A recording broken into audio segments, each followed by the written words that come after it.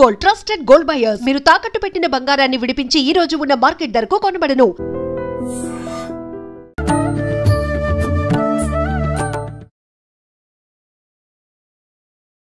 నమస్కారం, welcome to I dream. నేను మీ విజిత. ప్రస్తుతం మనతో పాటు ఉన్నారు ప్రముఖ జ్యోతిష్యులు బ్రహ్మశ్రీ నందిబట్ల శ్రీహరి శర్మ గురువు గారు. ఇప్పుడు గురువు గారితో మాట్లాడి మనం మరిన్ని సందేహాలన్నింటినీ నివృత్తి చేసుకుందాం. నమస్కారం గురువుగారు. వాగర్థావివ సంపృక్తౌ వాగర్థ ప్రతిపత్తయే జగతః పితరౌ వందే పార్వతీ పరమేశ్వరౌ. సదాశివసమారంభాం శంకరాచార్య మధ్యమాం అస్మదాచార్య పర్యంతం వందే గురుపరంపరాం. ఆదిత్యాయ చ సోమాయ మంగళాయ బుధాయ చ గురుశుక్ర శనిభ్యశ్చ రాహవే కేతవే నమః. శృంగేరి పీఠాధిపతులకి, కంచి పీఠాధిపతులకి నమస్కారములు తెలియజేసుకుంటూ కార్యక్రమాన్ని ప్రారంభిద్దామమ్మా. అలాగే గురుగారు, తొలి ఏకాదశి మనకు ఈ జూలై మాసంలో వచ్చే ఈ తొలి ఏకాదశికి, ప్రత్యేకించి ఆషాఢ మాసంలో తొలి ఏకాదశిని మనం జరుపుకుంటాము. నిజంగా తొలి ఏకాదశి అనగానే మనకు పండగలన్నీ కూడా తొలి ఏకాదశి తర్వాతే ప్రారంభమవుతూ ఉంటాయి. ఎందుకని గురుగారు తొలి ఏకాదశికి ఇంత ప్రాముఖ్యత ఏంటి, అసలు విశిష్టత ఏంటి? ఆ రోజు ప్రత్యేకించి మనం ఏ దైవాన్ని ఆరాధించాల్సి ఉంటుంది? తొలి ఏకాదశి మన హిందూ జన భక్తులందరూ కూడా ఎంతో భక్తి శ్రద్ధలతో జరుపుకునేటువంటి పుణ్యతిథి. అసలు ఏకాదశి అంటేనే పుణ్యతిథి అమ్మ. అయితే మన వాళ్ళు మహర్షులు ఈ కాలంలో చెప్పుకునేటువంటి సైంటిస్టులు అని చెప్పవచ్చు. ఎందుకంటే ప్రతి దాంట్లో కూడా ఒక సాంకేతిక విజ్ఞానము, సైన్స్ అనేది దాగి ఉంది మన ప్రతి ఆచార వ్యవహారాల్లో.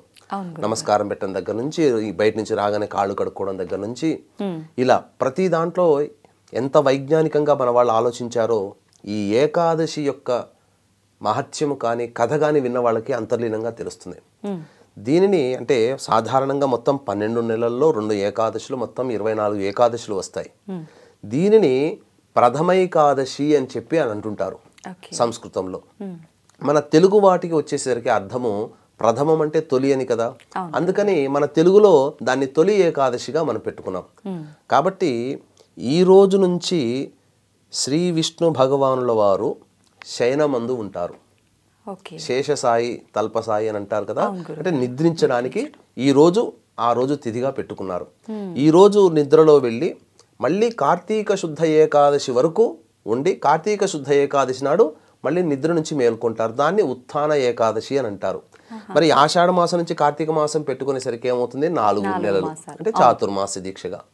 అయితే సాధారణంగా ఈ యొక్క ఏకాదశి అనేటువంటి సమయం సందర్భంలో వచ్చినప్పుడు ప్రధానంగా దాని యొక్క మహత్యం వీక్షించేటువంటి ఐ డ్రీమ్ ప్రేక్షకులు కూడా గమనించాల్సిన అంశం ఏంటంటే, ఈ కార్యక్రమాన్ని ఆశాంతం వీక్షించండి. ఎందుకనంటే చాలా విలువైనటువంటి సమాచారాన్ని, శాస్త్ర గర్భమైనటువంటి సమాచారాన్ని మీకు తెలియచేయడం జరుగుతుంది. వీలైతే లైక్ చేసుకోండి, మళ్ళీ మళ్ళీ చూడవచ్చు. ఎందుకంటే ఈ ఏకాదశి మహత్యం వింటే సకల పాపాలు తొలగిపోతాయి. ఇదే మనం అప్పుడు చెప్పుకుంటున్నాం. పూర్వము తాళజంఘుడు అనేటువంటి ఒక రాక్షసుని యొక్క కొడుకు మురాసురుడు. ఆ మురాసురుడు బ్రహ్మవర ప్రసాదము చేత లోకాలనన్నిటినీ కూడాను భయకంపితులను చేసేశాడు. ప్రజలు బాధలు పడ్డారు, ఋషులు మునులు బాధలు పడ్డారు. ఇక దేవతలకి ఏ పూజ చేయనీయకుండా ఈ రాక్షసుడు అడ్డుకొనిచున్నటువంటి సందర్భంలో మన ఇంట్లో మనకు ఏదైనా సమస్య వస్తే అమ్మ నాన్నకు చెప్పుకుంటాం. మనకి ఇంకా ఏదైనా పెద్ద సమస్య వస్తే ప్రభుత్వానికి చెప్పుకుంటాం, రాజులకు చెప్పుకుంటాం. మరి ప్రభుత్వాలు రాజులకే సమస్య వస్తే చీఫ్ దగ్గరికి వెళ్ళాలి కదా. వీళ్ళందరూ రాజులతో సహా ఎవరైతే వరం ఇచ్చారో బ్రహ్మ దగ్గరికి వెళితే ఆ బ్రహ్మ ఏం చెప్పాడంటే, ఈ వరం ఇచ్చాను కాబట్టి నాకు మళ్ళీ తిరిగి దాన్ని తీసుకునే శక్తి లేదు, కానీ సృష్టి స్థితి లయకారకాలలో స్థితికారకుడు అంటే రక్షించేవాడు శ్రీ విష్ణు భగవానుడు, కాబట్టి ఆయనకి వెళ్ళి మొరపెట్టుకుందామని చెప్పి మొరపెట్టుకున్నారు. అంతటా వీరి బాధలన్నీ విన్న తర్వాత విష్ణు భగవానుడు ఆ మురాసురుడితో యుద్ధం చేయడానికి వెళతాడు. దాదాపు 1000 సంవత్సరాలు అలుపు సొరుపు లేకుండా యుద్ధం చేస్తాడు. 1000 సంవత్సరాలు చేసిన తర్వాత ఇక ఆ విష్ణు భగవానుడు కొంత సేద తీరుదామని గుహలో సేద తీరుతుండగా విష్ణువు కోసం వెతుకుంటూ వచ్చిన మురాసురుడు అక్కడ ఉంటాడు. ఆ సమయంలో ఆ ఒక మహత్యము కలిగినటువంటి ఒక దేవి మాయారూపము ఉద్భవించింది. ఉద్భవించి ఏ కారణం చేతనైతే ఆ స్వామి శయనించారో ఆ విధంగా ఆ యొక్క స్వామి యొక్క కార్యాన్ని ఆ స్త్రీమూర్తి చేసి పెడుతుంది. అంటే మురాసురుని సంహరిస్తుంది. ఓకే. అప్పుడు నిద్ర నుంచి మేల్కొన్న తర్వాత విష్ణు భగవానుడు ఆమెకి నీకేం వరం కావాలో కోరుకోమ్మా, నేను చేయాల్సిన కార్యాన్ని నాయందు జనించిన నీవు చేసావంటే అప్పుడు ఆమె 3 వరాలు కోరుకుంటుంది. ఎల్లప్పుడూ నేను నీకు ప్రియమైన దానిగా ఉండాలి. ప్రియము అనంటే ఇష్టపడేటువంటి విధంగా, అంటే ఆ విష్ణు భగవానికి ఇష్టంగా ఉండాలట. రెండవ వరం వచ్చేసేసి ఏం కోరుకుందానంటే నిన్ను ఆరాధించే తిథులలో నేను అగ్రతాంబూలం నాకు కావాలి. ఎందుకంటే విష్ణు భగవానుడు దైవస్వరూపం కదమ్మా. ఇక మూడవ వరం ఏం కోరుకుందానంటే నేను ఉన్నటువంటి తిథి రోజున ఎవరైతే మిమ్మల్ని ఆరాధన చేస్తారో, పూజ చేస్తారో, సాంప్రదాయాన్ని పాటిస్తారో వాళ్ళకి మోక్షం కలిగించాలి అని చెప్పి 3 వరాలు కోరుకుంది.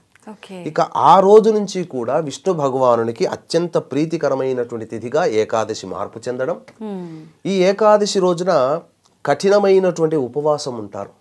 ఈ ఏకాదశి వ్రతాన్ని ఆచరించినటువంటి వాళ్ళు నిండు 100 ఏళ్ళు ఆయురారోగ్యాలతో బతుకుతారమ్మా. అసలు అమెరికన్ సైంటిస్టులందరూ కూడా ఎక్కువగా ఫోకస్ చేసినటువంటి సందర్భం ఏంటంటే ఎప్పటి నుంచో భారతీయుల యొక్క శరీర తత్వంలో బాగా రోగ నిరోధక శక్తి ఉంది, వారు తినే పదార్థములన ఆచార వ్యవహారాలని చెప్పి ఎంతో రీసెర్చ్ చేశారు. ఈ రీసెర్చ్కి మూలం ఎక్కువగా పడింది మాత్రం కరోనా టైంలో. కరోనా వచ్చినప్పుడు ప్రపంచంలో పిట్టల్లా రాలిపోయారు మిగతా దేశాల్లో. కానీ మన భారతదేశంలో రోగ నిరోధక శక్తి ఎక్కువగా ఉండి ఎంతమంది కరోనా బారిన పడ్డా చనిపోయిన వాళ్ళు ఉన్నారు, కానీ రికవర్ అయిన వాళ్ళ సంఖ్య ఎక్కువగా ఉంది. దీనికంతా కారణం చేస్తే ఆహార వ్యవహారాలతో పాటు మన భారతీయులు సాంప్రదాయంగా ఏకాదశి రోజున ఉపవాసం ఉండటాన్ని గమనించారు. అంటే నెలలో 1-2 రోజులు ఉపవాసము అనేటువంటిది ఉంటే గనక శరీరము తన బాడీని రిపేర్ చేసుకుంటుంది. అయితే ఎంత రిపేర్ చేసుకున్నా శరీరంలో ఉన్నటువంటి అవయవ నిర్మాణము పాడైపోకుండా ఉండాలంటే ఏ తిథి కావాలంటే మన వాళ్ళు ఎప్పుడో సైన్స్గా ఆలోచించి ఏకాదశి అని పెట్టారు. పౌర్ణమి వెళ్ళిన 11వ రోజు, అమావాస్య వెళ్ళిన 11వ రోజు దీనికి చెప్పబడి ఉంది. ఇంకా చెప్పాలి అనంటే ఏకాదశి తిథి రోజున ఎవ్వరు కూడా భోజనం చేయకూడదని చెప్పి శాస్త్రం అంటారు. ఒక్కసారి కూడా భోజనం చేయకూడదు, కటిక ఉపవాసం ఉండాలి. అయితే ఆ రోజున ఉడికించినటువంటి పదార్థాలు కాకుండా చపాతీలు, మంట మీద వేయించిన చపాతీలు కానీ లేకపోతే ఊరగాయ పచ్చళ్ళు వేసుకొని ఆ చపాతీలు తినవచ్చు. బీపీ షుగర్లు ఉన్న వాళ్ళు తినవచ్చు. కానీ ఉపవాసం గనక ఉంటే గనక దీంట్లో శరీరం ఆరోగ్యంగా ఉండడంతో పాటుగా దైవానుగ్రహం కూడా కలుగుతుంది. అంటే దీనికి కూడా మనకు పురాణాల్లో ఒక కథ ఉందమ్మా. విష్ణువు నుంచి జనించినటువంటి ఒక పాప పురుషుడు బ్రహ్మ యొక్క పాలభాగము అంటే ఈ యొక్క నుదుటి నుంచి స్వేద బిందువు, చెమట బిందువు కింద పడి జన్మించినటువంటి ఒక రాక్షసుడు. ఇద్దరూ కలిసి బ్రహ్మదేవుడి దగ్గరికి వెళ్ళి మేము ఉండడానికి మాకు ఒక తగు స్థానాన్ని, రాక్షసులం కదా, మాకు ఒక తగు స్థానాన్ని ఇవ్వండి అని చెప్పి వేడుకున్నారట. అంతటా బ్రహ్మదేవుడు ఏమని వరమిచ్చాడంటే మీరు విష్ణు భగవానుడికి అత్యంత ప్రీతికరమైనటువంటిది పుణ్యాన్ని సంపాదించేటువంటి ఏకాదశి తిథి రోజున ఏ మానవులైతే భోజనము చేస్తారో ఆ భోజనంలో అన్నాన్ని ఆశ్రయించండి మీరు అని. అందుకని ఏకాదశి తిథి రోజున ఉపవాసం ఉండమని చెప్పారు. భోజనం చేస్తే పాపత్వం వస్తుంది. ఈ ఏకాదశి పుణ్యతిథి రోజున ఆచరించాల్సినటువంటిది ప్రధానమైనటువంటిది విష్ణు భగవానుడికి ప్రీతికరముగా ఉండడం. ఉదయాన్నే సూర్యోదయం కంటే ముందే ఏకాదశి తిథి రోజున కాలకృత్యాదులు తీర్చుకొని తులసి చెట్టు దగ్గర ఆవునేతితో దీపారాధన, ఇంట్లో దీపారాధన చేసుకొని చక్కటి శ్వేత వస్త్రములు ధరించి విష్ణు సహస్రనామ పారాయణం చేయాలమ్మా. చేసిన తర్వాత చాలామంది ఏకాదశి కదా విష్ణు భగవానికి ఇష్టమైనదని చెప్పేసి తులసి దళాన్ని తెంపుతారు. ఏకాదశి రోజున తెంపకూడదు, ముందు రోజు తీసుకొని పెట్టుకోవాలి, కడిగి పెట్టుకోవాలి. ఇక విష్ణు దేవాలయంలో రావి చెట్టు ఉన్నటువంటి, ఎందుకంటే అశ్వత్థ వృక్షము విష్ణు స్వరూపము కాబట్టి రావి చెట్టు చుట్టూ కూడా నారాయణాయ నమః అంటూ 27 ప్రదక్షిణలు చేసి మీ యొక్క సంకల్పం చెప్పుకొని అప్పుడు తూర్పు వైపున కూర్చొని మళ్ళీ విష్ణు సహస్రనామ పారాయణం చేయండి. లేదు విష్ణు అష్టోత్తరం ఒక 3 సార్లు పారాయణం చేయండి. వెంట తెచ్చుకున్నటువంటి రాగి చెంబులో నీటిని ఆ రావి చెట్టు మొదట్లో వేసి వెనక్కి తిరిగి చూడకుండా ఇంటికి వచ్చేయండి. నాకు తెలిసినటువంటి చాలామంది వైష్ణవులు అలా స్మార్తులు మధ్వలు ఈ ఏకాదశి తిథి రోజున కటిక ఉపవాసం ఉంటారంటే నీటిని కూడా తీసుకోకుండా ఉంటారు. కానీ ఈ రోజుల్లో అందరికీ అనారోగ్య సమస్యలు కాబట్టి తప్పులేదు. ప్రాణాల్ని కాపాడుకోవడం కోసం తగు స్వల్ప ఆహారము, పండ్లు ఇవి తీసుకోవచ్చునమ్మా. ఉండగలిగినంతసేపు పండ్లు తీసుకోవచ్చు. కానీ శివరాత్రి రోజున ఏ విధమైనటువంటి జాగరణ చేస్తారో అదే విధముగా ఈ యొక్క ఏకాదశి రోజున కూడా విష్ణునామస్మరణ చేసుకుంటూ జాగారం చేసి తరువాత తెల్లవారుజామునే మళ్ళీ కాలకృత్యాదులు తీర్చుకొని విష్ణు దేవాలయానికి చేరుకొని విష్ణు దేవాలయంలో మీరు అంటే లక్ష్మీ నరసింహస్వామి, కృష్ణుడు, రాముడు, వెంకటేశ్వర స్వామి ఎవరికైనా ఆ స్వామికి అర్చనాభిషేకాదులు జరిపించి గోతనామాదులతో అక్కడ మీరు ఆ యొక్క ఉపవాస వ్రతాన్ని ఎవరైతే విడిచిపెడతారో వారికి సంపూర్ణమైనటువంటి విష్ణు అనుగ్రహం కలుగుతుంది. సకలమైనటువంటి పరమ భాగవతోత్తములైనటువంటి ప్రహ్లాదుడు కానీ, శిబి చక్రవర్తి కానీ, బలి చక్రవర్తి కానీ వీళ్ళందరూ కూడా భాగవతోత్తములే, విష్ణుని ఆరాధించి మోక్షాన్ని పొందిన వాళ్ళే. బలి చక్రవర్తి అయితే షట్ చక్రవర్తులు మరియు చిరంజీవి కూడా ఆ బలి చక్రవర్తి. వచ్చే మన్వంతరంలో బలి చక్రవర్తి ఇంద్ర పదవి పొందుతాడు. అప్పటి వరకు పాతాళ లోకంలో రాజుగా ఉంటాడు.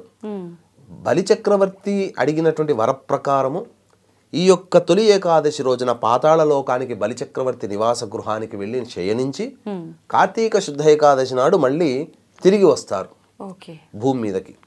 కాబట్టి ఈ యొక్క 4 నెలలు నిద్రపోతారు విష్ణు భగవానుల వారు. కాబట్టి మీకు అవకాశం ఉంటే చాలా మంది కృష్ణుడిని, బాలకృష్ణుని తెచ్చుకొని ఊయల్లో పెట్టుకొని ఊపుతారు కదమ్మా.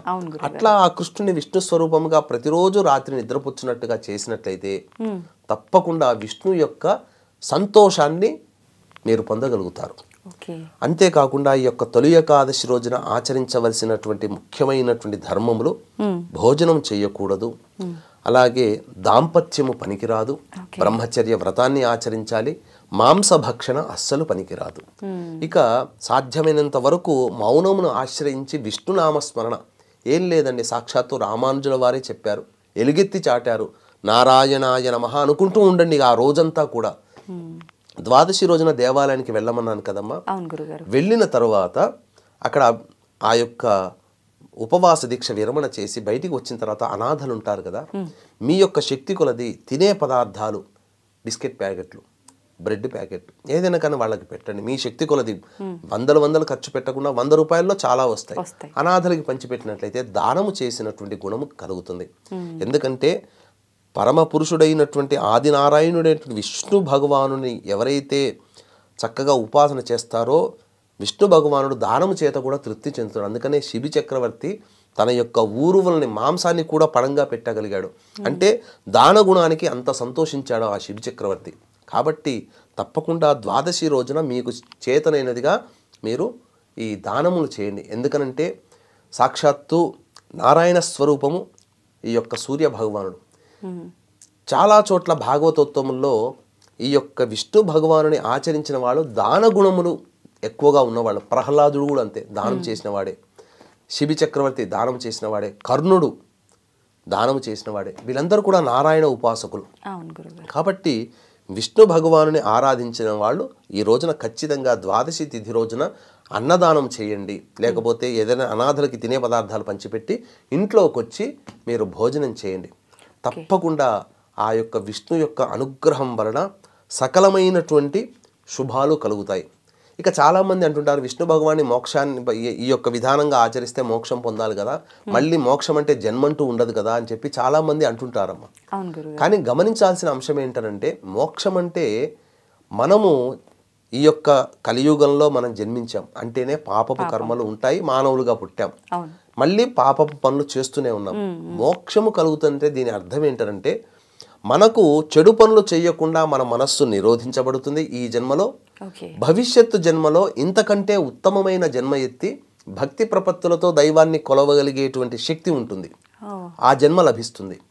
లేదు ఈ జన్మలోనే మనకు మోక్షం రాసిపెట్టి ఉంది, గత జన్మల నుంచి చేసుకుంటున్నాం కాబట్టి అనంటే తక్కువ వయసులోనే భవబంధాలన్నీ నెరవేర్చుకుని ఆ యొక్క దైవం మీద ధ్యానం చేసగలిగేటువంటి వెసులుబాటు ఉన్నటువంటి జీవితం మనకు కలుగుతుంది. తద్వారా చాలామంది ఎంతమంది ప్రముఖ క్షేత్రాల్లో దైవ ధ్యానంలో ఉంటారు, వాళ్ళకన్నీ బాధ్యతలు తీరిపోయి ఉంటాయి. మోక్షాన్ని పొందగలిగే స్థితి. ఇది ఈ విధంగా అర్థం చేసుకోవాలి తప్ప ప్రపంచమంతా మోక్షాన్ని పోతే అందరూ స్వర్గంలోనే ఉంటే ఇంకా పాపాలు చేసేవాళ్ళు ఎవరు? అందుకనే మనము దాన్ని ఈ విధంగా అర్థం చేసుకోవాలమ్మా. ఓకే గురుగారు, చాలామంది ఇలాంటి ప్రత్యేకమైన తిథులు వచ్చినాయి అనగానే కొంతమందికి మహిళలు ఉంటాయి, పురిటి మహిళలు అని చెప్పి, లేదంటే ఎవరైనా చనిపోయిన వాళ్ళకు కార్యక్రమాలన్నీ అవ్వకుండా ఉన్న డేస్లో కానీ అలా ఉన్నప్పుడు మరి మేము ఎలా చేసుకోవాలి, ఇంతటి ముఖ్యమైన తిథిని చేసుకోవచ్చు అనే సందేహం ఉంటుంది. అలాంటి వాళ్ళు కూడా ఆచరించవచ్చు అంటారు ఉపవాస దీక్ష? ఈ పురిటి మైల ఉన్నవాళ్ళు చేయకూడదమ్మా. అన్నిటికంటే చాలా మంది మృతా శౌచము జాతా శౌచములు రెండు ఉంటాయి.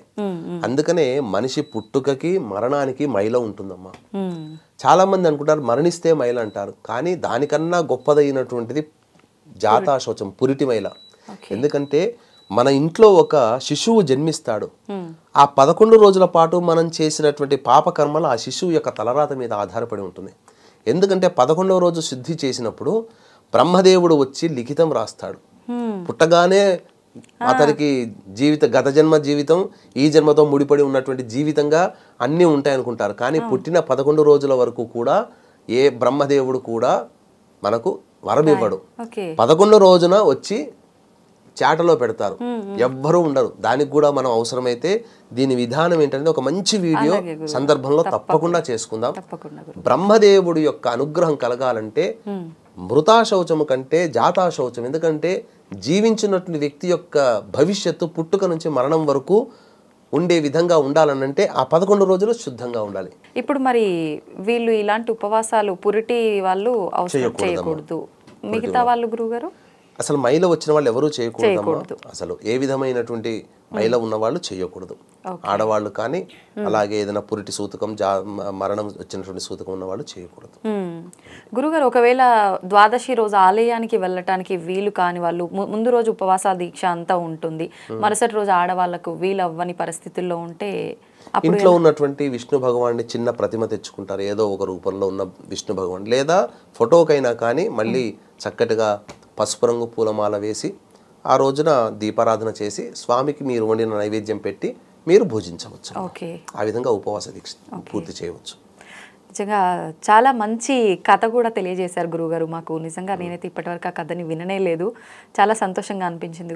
గురుగారు, ప్రస్తుత కాలంలో చూసుకుంటే ప్రతి ఒక్క కుటుంబంలో కూడా ఆర్థికపరమైన ఇబ్బందులు, ముఖ్యంగా తీసుకుంటే వచ్చిన ధనం నిలవకపోవడము. ఒకప్పటి కాలంలో తీసుకుంటే ఒక్కరు ఇంటి యజమాని సంపాదిస్తే కుటుంబం అంతా కూడా ఏ చింత లేకుండా గడిచిన రోజులు చూసినాం. ఇప్పుడు ప్రస్తుత కాలంలో తీసుకుంటే ఇంట్లో ఎంతమంది ఉన్నా అంతమంది సంపాదించే రోజులు ఉన్నాయి. అయినా కూడా వాళ్ళ కనీస అవసరాలు కూడా తీరకుండా రకరకాల ఇబ్బందులు తలెత్తుతున్నాయి ధనపరంగా చూసుకుంటే. అలా కాకుండా వచ్చిన ధనం పొదుపు చేసుకునే రకంగా ఆర్థికపరమైన ఇబ్బందులు లేకుండా ఉండాలంటే ఏం చేస్తే బాగుంటుంది గురుగారు? వాస్తవమేనమ్మా, మీరు చెప్పినటువంటి ప్రతి విషయం కూడా ఈరోజు జరుగుతున్నటువంటి వాస్తవికకి దగ్గరగానే ఉన్నాయి. ఎందుకంటే ఒకప్పుడు ఇంట్లో ఒక పెద్ద మనిషి సంపాదిస్తే ఇంటిల్లి పాది, అప్పుడు కూడా సంతానం ఎక్కువ మంది 15-20 మంది ఉండేవారు, ఇల్లు గడిచేది. కానీ ఈ రోజుల్లో ఎంతమంది సంపాదిస్తున్నా డబ్బు నిలవట్లేదు. కారణం ఏంటంటే ఒకప్పుడు మనిషికి అవసరాలు లేవు, ఇప్పుడు అవసరాలు ఎక్కువైపోయాయి. అంతకు మించినటువంటిది ఇంట్లో గృహోపకరణాలు కూడా మామూలు ఇళ్లలో కూడా ఉండగలిగారు. ఇప్పుడు స్థాయికి తగ్గట్టుగా ప్రతిదీ కూడా ఏ పూజ చేసుకున్నా, పండగ చేసుకున్నా, లేకపోతే ఇంట్లో ఏదైనా శుభకార్యం చేసుకున్నా స్థాయికి మించి వెళ్ళిపోతున్నారు. తద్వారా ధనము ఖర్చు ఎక్కువగా అవుతుంది.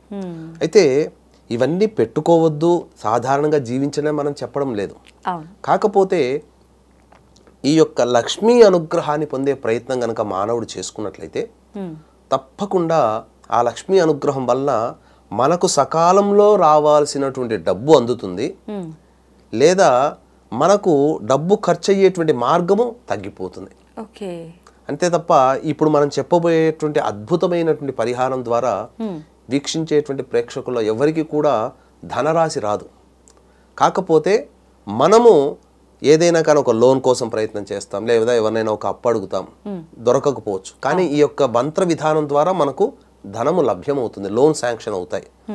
లేకపోతే మనకు ప్రతి నెల 10,000 రూపాయలు అదనపు ఖర్చుగా అయ్యేది ఓ 3,000తో ఆగిపోతుంది.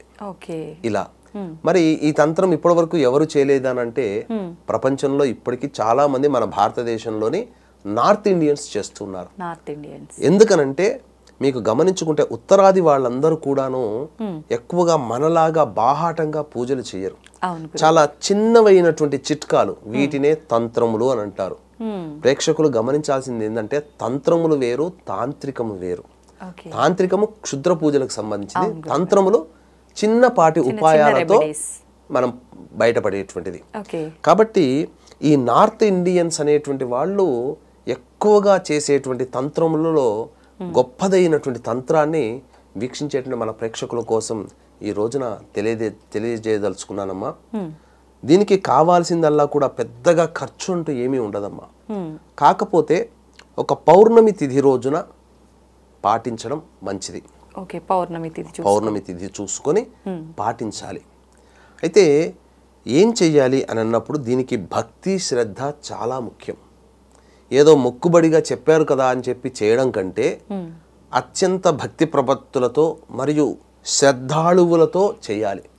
అంటే ఒక పాజిటివ్ వేలో ఆలోచిస్తూ ఈ చేయడం వల్ల నాకు లక్ష్మీ ప్రాప్తి కలుగుతుందనేటువంటి యొక్క భావముతో ఏమాత్రము కూడా దాని యందు మనస్సు వికలం కాకుండా పాజిటివ్ వేతోనే వెళ్ళగలిగితే అంతిమంగా ఉన్నటువంటి చేసినటువంటి రోజున విజయాన్ని పొందుతారు. ఏం చేయాలమ్మా, మీరు ఎక్కడైనా కానీ పూజా స్టోర్లో కానీ పచారీ షాపుల్లో కానీ గోమతి చక్రాలు అడిగితే ఇస్తారు. గోమతి చక్రాలు లక్ష్మీదేవి యొక్క స్వరూపము. కాబట్టి చక్కటి గోమతి చక్రాలను తీసుకొని పౌర్ణమి తిథి రోజున గనక మొదలు పెట్టాలి. మీరు పౌర్ణమి తిథి రోజున మొదలు పెట్టాలి. ఏ విధంగా చేయాలి? చాలా సింపుల్ అండి. ఇంట్లో లక్ష్మీ అమ్మవారి ఫోటో పెట్టుకొని అమ్మవారికి ఎర్రటి పూలమాల వేయండి. లేదా లక్ష్మీనారాయణుడి యొక్క ఫోటో అయినా పెట్టుకోండి. లేదా పరమేశ్వరుడు అనుగ్రహిస్తూ స్వర్ణాకర్షణ భైరవుడి రూపంలో ఒకవైపు లక్ష్మీదేవికి ఒకవైపు కుబేరుడికి ధనరాశిని అందిస్తుంటాడు కదమ్మా, ఆ చిత్రపటమైనా పెట్టుకోండి. పెట్టుకుని ఎర్రటి పూలమాల వేసి ఆవు నేతితో దీపారాధన చేసి ఒక రాగి ప్లేట్ కానీ ఇత్తడి ప్లేట్ కానీ వెండి ప్లేట్ కానీ శక్తి ఉంటే బంగారు ప్లేట్లోనైనా కానీ ఈ గోమతి చక్రాలని పెట్టుకోవాలి. ఎలా పెట్టుకోవాలి? 3 తమలపాకులు పెట్టుకోవాలి. అంటే తొడిమలు మన వైపు ఉండాలి, ఈనెలు అంచున అటువైపు ఉండాలి. మన వైపు తొడిమలు ఉన్నట్టుగా పెట్టాలి. పెట్టి అందులో లక్ష్మీ విగ్రహం ఏదైనా కానీ వెండిదైనా ఇత్తడిదైనా తెచ్చుకొని ఆ లక్ష్మీ విగ్రహాన్ని ముందు పెట్టి ఆ విగ్రహం ముందర ఈ 8 గోమతి చక్రాలని చతురస్రాకారమో వృత్తాకారంగానో పెట్టండి. పెట్టి పంచామృతాలతో అభిషేకము జరిపించండి. అమ్మవారికి స్వరూపంగా ఆ గోమతి చక్రాలకి ఆ విగ్రహానికి. విగ్రహం లేకపోతే మామూలుగానైనా ప్లేట్లో ఆ గోమతి చక్రాలకి ఆ పంచామృతాలతో అభిషేకం జరిపించాలి. జరిపించిన తరువాత ఇందులో చాలా మందికి స్టీల్ ప్లేట్ పెట్టుకోవచ్చు కదా అని అంటారు. స్టీల్లో ఇనుము కలిసి ఉంటుంది. ఇనుము దారిద్ర్యమునకు సంకేతము. కలియుగంలో పూజా విషయంలో ఇనుముని నిషేధము. అందుకే ఇనుము ప్రతిమలతో పూజలు ఎక్కడా ఉండవు. అందుకనే ఈ చెప్పినటువంటి రాగి ఇత్తడి బంగారము వెండి లేకపోతే శక్తి లేదండి, కుమ్మరి వాళ్ళ దగ్గరికి వెళితే వాళ్ళు తయారు చేస్తారు కదమ్మా ప్లేట్లు, మట్టి పాత్రలు ప్లేట్లు, ఆ ప్లేట్నైనా తెచ్చుకోండి. ఆ విధంగా పెట్టి అభిషేకము జరిపించిన తర్వాత పంచామృతాలతో తర్వాత నైవేద్యముగా బెల్లముతో చేసినటువంటి లడ్డు, జాంగిరి పెట్టొచ్చు, జిలేబీ పెట్టొచ్చు, బెల్లంతో చేసింది. సుగంధ ద్రవ్యాలు ఆ అమ్మవారికి తాంబూలముగా పచ్చకర్పూరము, ఇలాచి, లవంగాలు, జాజికాయ, జాపత్రి, జువ్వాది ఇలాంటివి తాంబూలంగా పెట్టవచ్చు. తాంబూలంగా పూజ చేసుకునే వాళ్ళు తీసుకోవచ్చు. అయితే ఇది పూజా విధానము. ఈ పూజా విధానంలో అభిషేకం అయిన తర్వాత చక్కగా గోమతి చక్రాల్ని కడుగుతారు కదమ్మా. అప్పుడు లక్ష్మీ అమ్మవారితో విగ్రహంతో సహా ఉన్నటువంటి గోమతి చక్రాలతో లక్ష్మీ అష్టోత్తరముతో కుంకుమ పూజ చేయండి అమ్మవారికి. గోమతి చక్రాలకి. అయితే మనం ఏం చేస్తామంటే ఈ అమ్మవారి లలితానామాలు చదివేటప్పుడు ఓం ఐం హ్రీం శ్రీం అని చదువుతాం కదమ్మా. ఆ విధంగానే ఓం ఐం హ్రీం శ్రీం ప్రకృత్యై నమః, ఓం ఐం హ్రీం శ్రీం వికృత్యై నమః, ఓం ఐం హ్రీం శ్రీం చంద్ర సహోదరియై నమః, ఓం ఐం హ్రీం శ్రీం సముద్ర తనయాయై నమః. ఇలా లక్ష్మీ అష్టోత్తరాలు ఉంటాయి. ఆ ఐం హ్రీం శ్రీం అనే బీజాక్షరాన్ని జత చేసి అష్టోత్తర పూజ చేయండి. చేసిన తర్వాత ఇప్పుడు వీక్షించేటువంటి ప్రేక్షకులు ఇప్పుడు నేను చెప్పబోయేటువంటి మంత్రాన్ని ఒక 5 లేదా 6 మాలలు జపం చేయండి. మీకు ప్రేక్షకులకి డిస్ప్లే కూడా చేయడం జరుగుతుంది, ఏమాత్రం తప్పు కాకుండా. ఏమా మంత్రము అంటే దీని మంత్రము అనే దానికంటే కూడా కార్యసిద్ధికరమైనటువంటి మంత్రముగా చెప్పవచ్చు. లక్ష్మీ సిద్ధిని ప్రసాదించే మంత్రము. చాలామందికి బీజాక్షరాలు ఈ యొక్క ప్రసార మాధ్యమంగానే చెప్పకూడదు కదా అని అంటుంటారు, కానీ ఇవి శాబర మంత్రములు. అంటే గురుగారు శాబర మంత్రములు అని అంటే ఎవరైనా ఉపాసన చేయవచ్చు. అంటే ఏమీ తెలియని అజ్ఞాని కూడా ఈ శాబర మంత్రాలని చదవచ్చు. ఇక్కడ భక్తి ప్రపత్తులతో ముఖ్యమమ్మా. భక్త తిన్నప్ప కన్నప్ప ఏం చదువు వచ్చిందని చెప్పేసి ఈశ్వరుని ఆరాధించి మోక్షాన్ని పొందాడు, బోయవాడు కదా.